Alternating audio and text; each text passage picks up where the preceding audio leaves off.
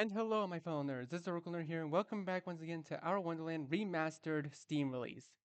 So, so last time we had just got into Orlem's Castle. We just got away from some rather rab rabid rabbits. I don't know what else to call them except rabid, because they literally tried to eat us. And now we're inside another part of the castle, which I believe is supposed to be the throne room. The throne room isn't much different than I remember it. Round is sloping ceilings impossibly high above my head. Row after row of wooden pews lining in a wide expanse in the center aisle.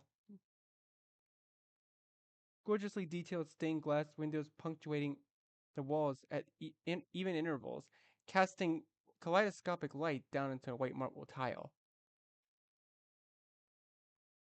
The stage at the apex of it all, oversized throne crowning the scene like the topper on the world's most expensive cake. I paused for a moment, swallowing hard as I remember when there were two thrones there. Then let my gaze fall to the new addition of in the middle of the stage. A raised podium about waist high. Slender at its base, but widening at the curved porcelain pool in its head, much like a small wash basin or a drinking fountain or what's with the sanctified bird bath? Yes, that exactly. I'm not sure. Take a step towards it, then another. There's something ethereal about it. About the whole scene. The brilliant flashes of lightning sending more cascading waves of color down across the barren scene aren't helping things. As I approach to see two dark trows springing out from either side. They wind their way towards opposite ends of the stage before disappearing into ominous holes in the wall. And within them they carry muck. The muck. The black sticky goop that's invaded every body of water in this place. The acid that ate through the hull of the kitty cruise, Genzo's legs. The malignant ooze choking, squeezing, and infecting every inch of things like veins of poison. Pumping more and more liquefied misery into the threads, weaving the stability of this world together. And at its center, lying innocuously amongst the ooze atop the podium, almost like some kind of mystical treasure, beating. There's a heart. I suck in my breath. The acid is humming from it. I mean, I've heard of letting out all your toxicity, but this is a little bit much. Even for me, that's a bit much. With every shuttered pulse, another splurge of it gushes out, filling the bowl around it until the excess dribbles and oozes out over the side and into the trows. It gurgles and sputters and sizzles, but never seems to burn. Just lying there, stretching and shrinking. The group around it is quivering with each visceral thump. The three of us are transfixed by it. None of us say a word as we watch it beat. It's surreal, the hold it has on us. Almost as though it's beating its way into our own hearts, thumping in time with our veins. I feel my head, my eyes, my breath begin to pulse with it. When I imagine a heart-to-heart with Olam, this wasn't exactly what I had in mind. KJ and I ignore him, but maybe this is for the best. And again, after all, at least this thing can't eat us. You're not helping things. When have I ever? Genzo waves his arm in exasperation. Shh. His brows turn sharp. I twist around and see them with their head poised to attention, ears keen. I go instantly silent, not even breathing. Then I hear it. Footsteps. Faint but rapid. It's getting nearer by the second. Shit! Genzo says for the three of us. Then we're running for the doors. To block them, I suppose, I'm not sure. Only that every single one of my nerves alights all at once and sends me hurtling back down toward the aisle towards the doorway. But it's too late. One flash. Two. We only make it about halfway there when the doors slam open, while shuddering at the impact as the wall of brown fur begins to pour in. I'm hit before I can even stop my forward charge. One of the rabbits comes sailing at me, slamming my head on me into me head on, rolling back down the aisle. The world spins around me, my bones knocking against the tile. I only stop when the rabbit grabs the back of my shirt and slams me chest first into the floor so hard that I swear I feel like one of my ribs cracked. I croak out of breath and attempt to survey the surroundings, even as my vision continues to spin. A thud next to me, another rabbit has pinned Gidget down. I see them wince as their jaw snaps against the marble, their eyes fill with tears. Then another thud past them. Gidget was similarly compromised and looking none too happy about it either. He struggles and jerks against the rabbit's grip, a continuous flow of four-letter words from his tongue. But all I could urge was another shove against his back, this one visibly knocking the wind out of him. It grows silent then. All of us helpless, pressing it to the tile and able to do nothing but throw furtive glances in each other's directions.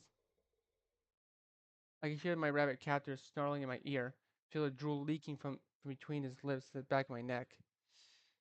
I clench my eyes shut against the sensation, trying to will it away. Then, now listen to this, a delicious sight. All of you down on your knees. Footsteps from behind. I feel a chill creep up my spine as they make their way towards us. No, you were all that desperate to suck my dick. I mean, all you had to do was ask. Olin practically dances his way in front of us, giving his toes a happy little slap against the floor. He cocks his head to the side in unfocused amusement. Or what? Was that offer only one way? A pity. Gidget pushes up against the rabbit, keeping them pinned. Orlin, this has gone too far. Orlin leans back in faint shock, revealing a large butcher knife that he'd been clutching behind his back. He taps the tip of it against his own chin, brows arched. That's a bit rich coming from you, wouldn't you say? He saunters towards them, movements unsettling crisp as he brings his heels together directly in front of Gidget's face. Or is that haircut supposed to absolve you of all your past wrongdoings? He bounces the flat end of the knife against the top of Gidget's head with a snicker. But Gidget can only grimace, and I see them clench their eyes in frustrated shame. And again, Iggy has been quite soft. Orlin rocks back and forth on his heels, swinging towards me with an almost impish sway of shoulders. A bit too agreeable for his own good, wouldn't you say? A real people pleaser. He squats down in front of me, clenches his fingers in my hair, and wrenches my head back. Then in a mocking voice, I just want to make everyone happy. I feel the tears prick at the corners of my eyes, both from the uncomfortable grip on my curls and from the painfully accurate words. But I attempt to blink them away, ignore them, keep the focus off of me. Orlum, I start, my voice cracking. It's not too late. We can fix this. Put you back together. Find a way to... Orlum lets my head fall back to the ground with a thud. Fix this? You mean what I've done? A laugh. He lurches back to his feet, faint giggle in the back of his throat. There's nothing to fix. This is exactly what I wanted. Why would I want to undo my Elysian ascent? He spins around on his blade, then summons back towards the stage. It's there that he pauses. Just standing in front of the pedestal, watching the distorted, pulsating hunk of flesh pumping out its endless deluge of poison. His eyes shine with it. The darkness tried to swallow me. A snicker. Tried to drag me down with it. Rend me into nothingness. A cowering caitiff, unable to escape the thoughts in my head. The enmity of those around me. And another. I didn't let it. A guffaw. This one shakes his shoulders and chest, his head rocking backwards too far. I rose above it, Iggy. He twists back towards us, grin overtaking his entire face. Nothing and no one will ever hurt me again. Yeah, and you won't feel anything else either. Gidget this time, giving another shove against the rabbit holding them. What about all those other feelings, huh? What about joy and excitement and love and hope and happiness? Don't you ever want to feel happy again? I'll never feel happy again anyway! Owen's body seems to snap. The strange, surreal, glitching motion as the air around him bends and warps, as the castle gives a shudder, the heart behind him lurching with a liquidy pop. Then he stumbles to the side. First left, then right. He extends his arms in an unnatural shrug, and his arms bending, popping. You should have seen the difference it made. One second I'm scrawling all over the walls, trapped in a nightmare enigma of my own design. The next I just don't care. A laugh. I don't care about anything. He brings his hand to his cheeks in a barely restrained mirth, and stops, his eyes widening at sudden thought. I have an idea. Let's play a game.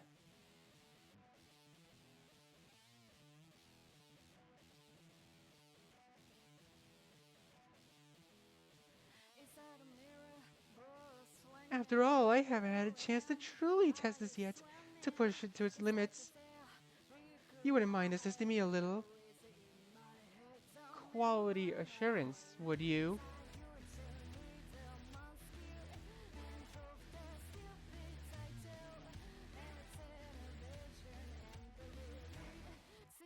The king must be assured of his inviolability after all. He squats out in front of me with a delighted grin, blinks in anticipation. Oh no, Iggy, this one should be easy for you. What's something you've always hated about me, He rests his arms around his knees, watching me smile, as though waiting for his favorite television program to come on. What? I can only squawk in confusion. It's not a trick question. Something you despise about me, that really ground on your nerves. After all, you hated me so much. You must have a list a mile long of most heinous transgressions. None of us hated you. Owen blinks, his grin never faltering. Then snaps his fingers. The other holding me yanks me up back of my shirt, then slams me back down to the ground. The impact takes my breath away. Vision flashing on and off. Cough, sputter. My chest and jaw scream at me, pulsing waves of pain running up and down my front. Almost hits that up with a little wobble, knife to his chin, and his lips curl into a point. Now, don't play coy. You can be honest. Isn't that the key of any relationship? He taps the back of the end of his knife against his chin. Never had any problems with being honest with me before. But I don't hate anything about you. Another time with his fingers. Another slam from behind.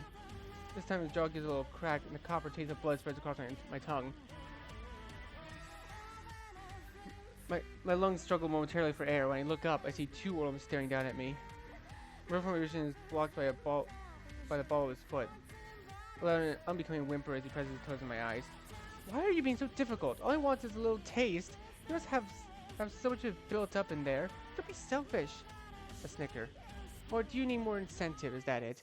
So little Iggy couldn't possibly say something bad about someone, could he? He starts his foot away, squatting back down in front of me with a little smirk instead. Let's see if we can't tease some of those secret truths of yours out. We already know I have a knack for exposing other sides of you. He grabs my wrist, yanks it towards him. Orlum. Then twirls the knife in the other hand. Which one of these would you miss most, I wonder? Orlum, stop. Orlum, don't! He starts bobbing the tip of the knife over my fingers, playful tune in his lips. Eeny, meeny, miny, mo. Catch a liar by his toe. Orlum, stop! The others are yelling too now. Orlum pauses as though in intense scrutiny. The edge of his knife hovered above my index finger. If he hollers, let him go. Raise it. Raise it. Eeny, meeny, miny. I hate it how you always walk so close behind me all the time. I clench my eyes shut and shout it. Every nerve in my body pulled taut. Orlum stops. Just sits there for a moment. Then pulls back, gaze going skyward, cheeks flushing in growing ecstasy. Remarkable, he says softly. Then again louder, stumbling back to his feet and hands going to his face. Remarkable. Laughter spills off his tongue, dancing in the air, ricocheting off the floor. He didn't feel a thing. More and more and more. He lurches to the left, twists his heels to right himself, almost as though performing some kind of drunken dance. God, it feels great. Then he spins back towards me, pupils shaking in their sockets. See, that wasn't so hard, was it? All that's sequestered animus. Doesn't it feel good to let it go? Show everyone how you really feel? That's all I could do to fix my gaze on the floor at his feet, a searing heat building up beneath my eyes across my cheeks. All his gaze flicks towards the Gidget. Then he's twisting towards them with eyes practically gleaming. Oh, Gidget, he sings, doing a sort of teasing moonwalk in front of their face. What did you hate about me, huh? I'm dying to hear it. I'm not playing your games. A snap. The rabbit holding Gidget slams them into the ground so hard I see blood fly out between their lips. Oh, boo-hoo, this one's fun, I promise. Didn't you want to see how good it feels to let it all out? Willem slides his hand up his forehead, eyes flashing. What was it about poor little Orlum Brewbatcher that made you so offended, that filled you with so much antipathy? She is still attempting to recover. I see him try to raise her head. Put a tooth on the floor. Willem brings the toe of his foot slowly and deliberately onto their hand, at first barely applying any weight. Or do you need more incentive too? They gradually, leisurely shifting a full weight to his foot. These groans, tears forming in their eyes. And they jerk their head away and cry defeat. I always hated your stupid rat tail. I think it looks sleazy and gross. And so makes Willem jerk backwards and with a sharp peal of laughter, almost as though he's been shot. God, that's so good! He fans himself with a wistful sigh. You're getting me all excited over here. I should hang all of you around my bed so you can whisper sweet indignities in my ear while I sleep. He jerks forward, momentum nearly sending him to the floor. But he recovers with a laugh, stumbling towards Genzo instead. Now for the climax, The anticipatory giggle, a high-pitched trill in the back of his throat. I can't wait to hear what you have to say. He squats down, arms on his knees in front of Genzo's face. Though you already ridicule me so much, so this has to be a good one, a real zinger. He sneers, leaning forward to grab Genzo's collar. I want it to burn. See Genzo's eyes go tight, jaw taut, he looks strange at Orlem's eyes, then jerks his head away. Orlem blinks. Sits back just a tad. This out his fingers. Oh, whoops. Self-voicing disabled. I enabled self-voicing by mistake. The rabbit holding Genzo slams him to the ground. Not sure why this keeps being necessary. Can none of you learn through observation? Or are you all just too afraid of being outed for who you really are? Up to make it look like you care, But you've never had a problem with that, have you, Genzo? That mouth of yours could win a marathon. Orlem crawls forward this time, fingers sneaking beneath Genzo's hat and clutching into its curls with a jerk. Calm down, dear. You're so good at it, after all. He starts threading his fingers through Genzo's hair. Let it all out. The things you say about me that disgust you, that make your skin crawl. As Genzo presses those scared tight, he jerks his gaze away again. Orlem holds his ministrations, just staring down at the top of Genzo's head. Then he snarls and pulls back, eyes flashing. Snap, snap, snap. This time the rabbit slams Genzo into the floor 3 times. On the third one, I hear a crack as he gets his eyes fill up with tears. His twin trails of blood begin leaking down his nose. Say it, Orlem says, strangely soft. Calm. But Genzo just lies there, face against the tile. Say it, Orlem says again. Genzo coughs, sends a little tendril of bloody drool down his lips, but says nothing. His eyes flash. The air around him seems to snap. He stumbles forward, foot cracking against the tile. You're gonna fucking say it, you hear me? He grabs Genzo's wrist and yanks his arm out. I keep pressing the V button. I keep pressing the V key on my keyboard, dude. This time he doesn't even bother with the lead up. He pulls Genzo's hand towards him and twists the knife overhead, then slams it down over Genzo's index finger. There's a strange squelchy pop. The finger goes bouncing and rolling away, leaving a trail of blood in its wake. Oh, thank God this is censored. Genzo's body goes rigid. Nearly popping out of his head as he gasps and sputters. He bites down so hard on his lip, I'm surprised he doesn't chomp straight through it. Orlem's breathing hard, his just gazing down at the handiwork for a second, then his smile returns. He brushes the bangs back out of his eyes with a satisfied swipe, cocks his head towards Genzo. There, see? That's what happens when you don't do what you're told, yes? You adorably untrained puppy. The tears are beginning to breathe down Genzo's face now.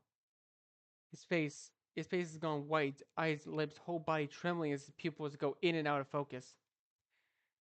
The bloody stump where his finger used to be continues to leak blood out and onto the floor. Let's try this again, then, shall we? Or would you like me to go 5 for 5? Genzo clenches his eyes shut.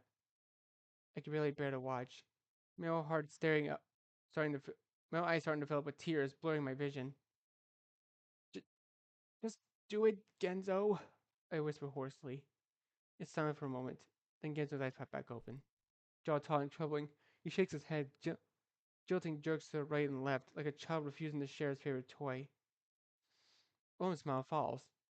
His face strangely blank, just staring down at Genzo. Why won't you say it? The words are so soft I don't even hear them at first. Then, why won't you say it? Louder. His shoulders are trembling now. Why won't you fucking say it? This one's it's a scream that rips the vocal cords and bites through my eardrums. He grabs his hand in both hands, screaming straight into his face. Everybody effing knows, so just say it already. He shakes Genzo's head so hard drool and snot fly out of his nose and mouth, his fingers gouging into Genzo's hair and cheeks. Say how much you hate me! Genzo clenches his eyes shut against the onslaught, still saying nothing, which Olin takes as another sign of refusal. He shrieks, let's go Genzo's head. He grabs Genzo's arm instead, this time gripping him by the wrist, yanking an entire thing towards him, knife going skyward. Say it or I'll cut your whole effing arm off! Owen's breath is ragged now. He stares at Genzo, glares at him, knife poised and quivering. Genzo's arms helpless beneath his grip, and Genzo simply turns his head away, almost as though surrendering. Owen starts to shake, then he jerks backwards as though he's been stabbed, screaming. He drops the knife to the ground as he clutches his hair, clutches at his head. He lurches backwards, lurches to his feet, stumbling, wobbling, and teetering. Back, wailing so loud I can hear his throat ripping and tearing. As behind him, the heart twitches and jumps, bubbles popping and surrounding muck. Back and forth he reels, nearly falling over and tripping over his feet. A strange drunken, grief-struck dance. Finally, he saw his body crumpling in on itself as his shoulders sag and his knees bend, nearly to the floor. He stands there, slumped in silence, then Genzo starts to move.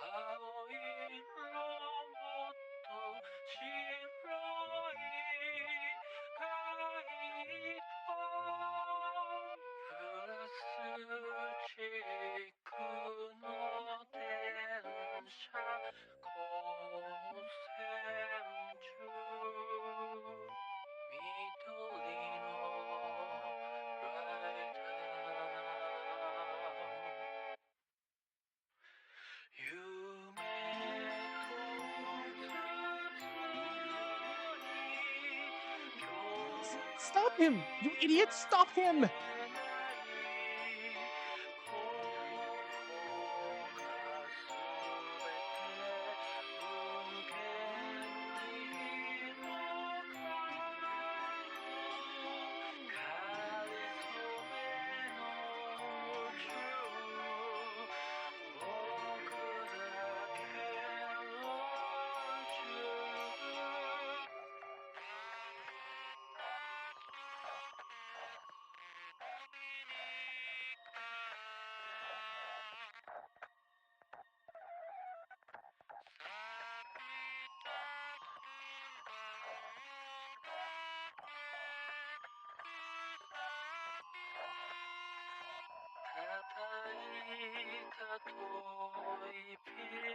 Stay away!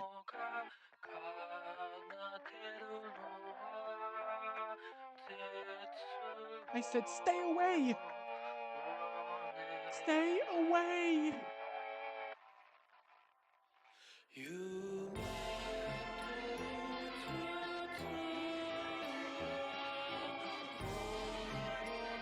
I'm sorry.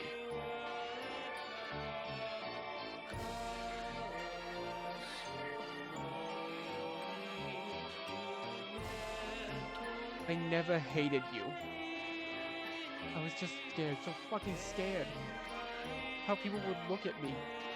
Because of how I saw how they looked at you. And rather than everything to say about it, sorry. Because I was stupid, sad, scared. I'm just so fucking sorry.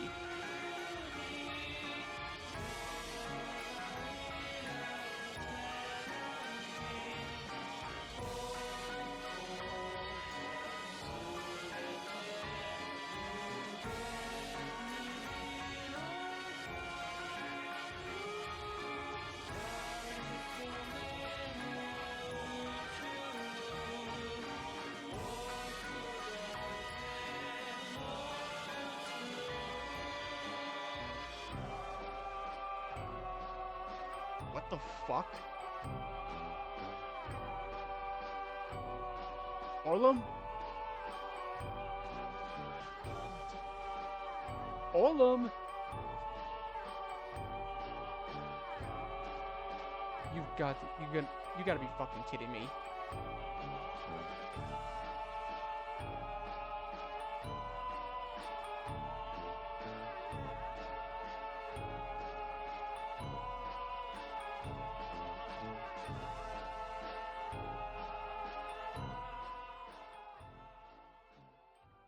Oh, that was intense. Sorry I couldn't read all of the dialogue because it just kept going too fast, but the castle starts to shake. It starts a low rumble. It sounds buzzing and vibrating beneath us. Then extend up to the walls, window panes rattling in the frames. Hues shivering as they start sliding across the door with a long creaking groan. A perfect crash snaps me out of my trance. One of the giant chandeliers has snapped in its chains, coming smashing to the ground. Shards of glass and metal bouncing and flying, hunks of seeing plaster thudding next to it. At this point, that the rabbits must say F it because they're already up on their haunches, skittish eyes flicking across the crumbling cage around us. They'll hold me screeches something, a high-pitched cry of alarm amongst the din. Then it scampers off, followed quickly by the others, the trio of them bolting towards the door as another giant chunk of ceiling comes crashing down from the top of the pews. I push myself to my feet with a wobble, heart beating in my ears. Genzo? But Genzo could only look up at me white-faced in confusion, Olm still limp in his arms, leaking more and more of the offending ooze across the floor. The heart! Jiz shouts as they come suddenly over. Another crash is thrown right next to me. I jump and slap my hands in my ears. Grab the heart! This seems to snap me out of it because of a jerk twist in my own heart. I lurch towards the pedestal. The red is everywhere now. Like the fountain overflowing, pumping down across the pedestal, across the floor, dark and slick and glistening. I resist the urge to gag and go sliding through it. Then shove my hands straight into the bubbling, frothing mass. My fingers connect. It squishes between them. I can feel it pulsing up through my palms, throbbing against my grip. God, fuck. I don't waste another moment. Back. Back towards Genzo and Orlum and Gidget. Clutching the pulsing lump of tissue between my hands, blood sputtering out between my fingers, painting my arms, leaking down between my palms, leaving a trail of red behind me as I run. What do I do with it? What do I do with it? My shout comes out more hairy than I expected it to. My own heart is going into overdrive now. The disgusting feeling of all that is red hot slop slipping and squirting between my fingers, and making the whole body shrivel up like a raisin, my breath rapid between my lips. Genzo takes one look at me, then a look at Orlum. The knife! Get me the knife! He squawks. Gita doesn't waste any time. They're on it in 2 steps, practically throwing it at Genzo. Genzo gouges it straight into Orlum's chest. It gets stuck there. Fuck. He gives it an impatient yank, which makes Orlum's body jerk, his skin rip and squish around it. And I about lose my lunch right then and there. I feel my conscience already fading in and out, my vision hazy. But after a few tugs, he's able to jerk it back out. It left a nice gaping cleft where the incision had been. Without so much as a pause, he shoves his finger aside, gripping both the sides of the fissure and pulls. It widens into with a grotesque snap, crackle, pop, and pop that makes my stomach roil. Give it to me! Voice snaps me out of my stupor. I practically shove the offending organ into his hands. It's bleeding everywhere now, across Genzo's palms, down to Orlem's shirt and chest, a great pool of the floor. He takes one look at it, then shoves it into the gaping hole. Nothing happens for a moment, while rumbling around as the blood starts filling up the empty chest and cavity. Then the two sides of the incision abruptly slam shut around Genzo's hand. Holy fuck! Genzo attempts to yank his hand out, but it's tight around his wrist, slurping shut around him like the rounded edges of the bottle. Shit! Now I'm on my knees too, hands around Genzo's arm, yanking and tugging. Genzo's on either side, all three of us frantically attempting to extricate Genzo's hand from the suction-type grip. Finally, with one snapping jolt, Genzo goes flying backwards, and the wound closes up. Then about a large, pale pink, vein-like scar in its wake. We sit there, watching, until Orland's body gives a jolt.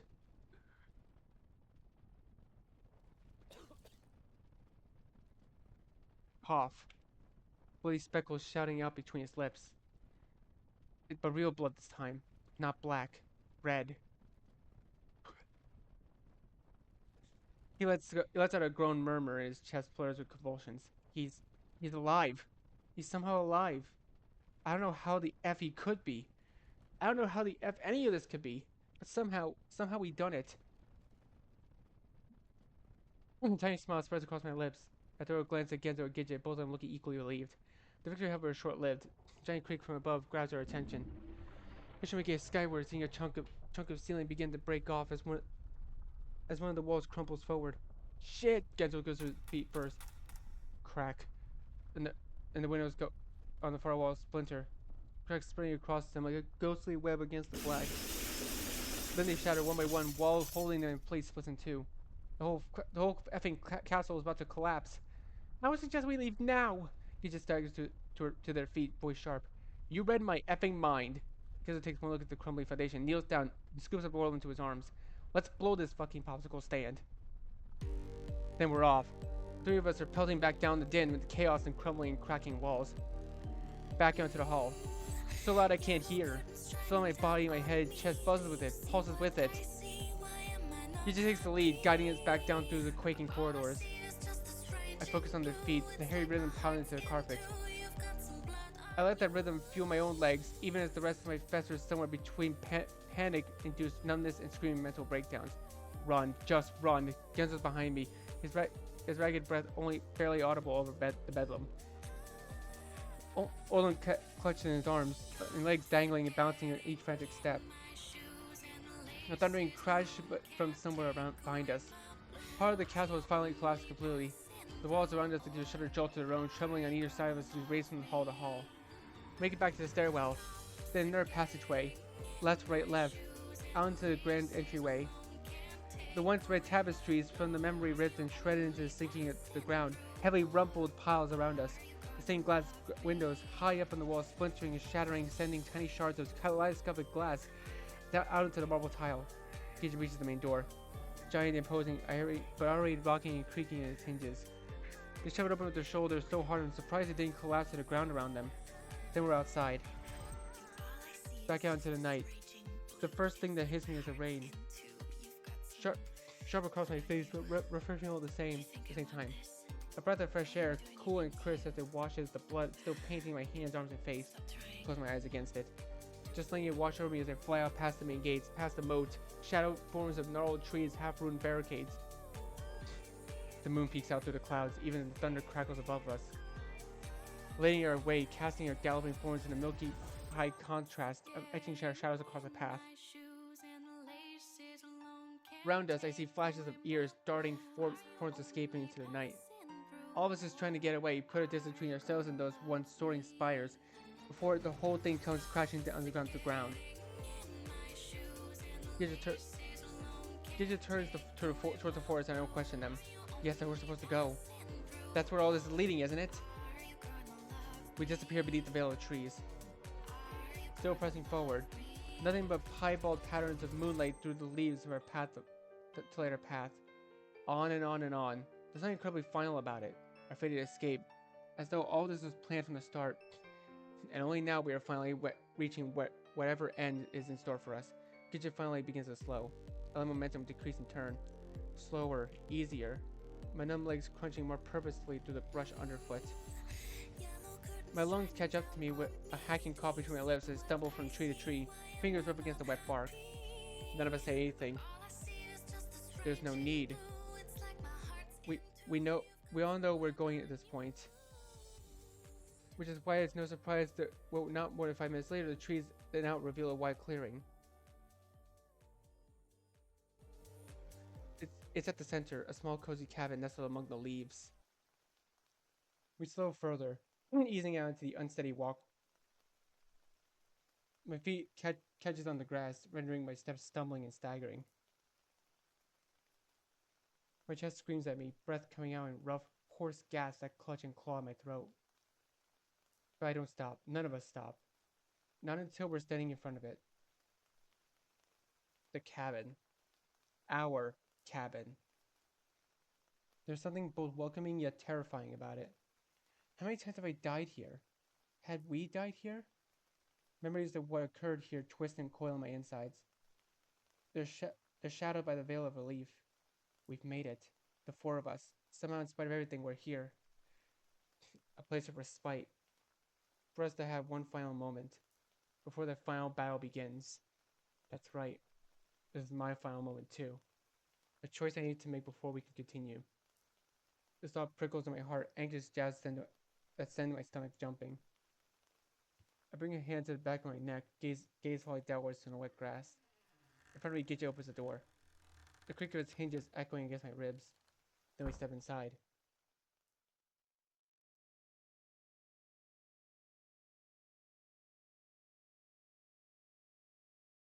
Wow. That was genuinely a lot.